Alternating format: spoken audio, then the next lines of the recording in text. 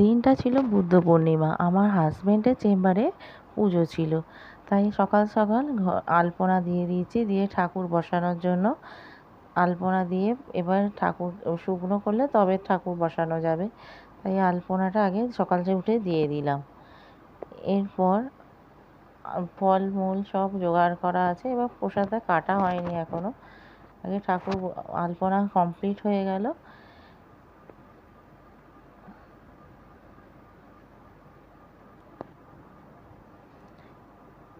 এরপর ঠাকুরের ফুল ফল কাদার ডেলা সবই গোছগাছ করছিলাম। এরপর এবার ঠাকুরকে বসানো হয়ে গেছে, বসে ফলমূল কাটাও হয়ে গেছে। এই দেখো সব গোছগাছ রেডি। আজ আমাদের বাড়িতে পুজো, তারই এই প্রস্তুতি চলছে। দেখো ঠাকুরের সব জোগাড় রেডি হয়ে গেছে। ফলটা কাটা হয়নি, একটু দেরিতে কাটবো বলে, নাহলে ঠাকুর ফলটা মাছি বসবে বলে। আমি আর ছেলে দুজনেই দেখো স্নান করে রেডি হয়ে গেছি। এরপর ঠাকুরমশাই এসে গেছে, যদিও আমি ঠাকুরের শাঁখ বাজাচ্ছিলাম এবং ঠাকুরমশাইয়ের পাশে ছিলাম, তাই আমি কিছু ফটো তুলতে পারিনি আজ এই পর্যন্ত।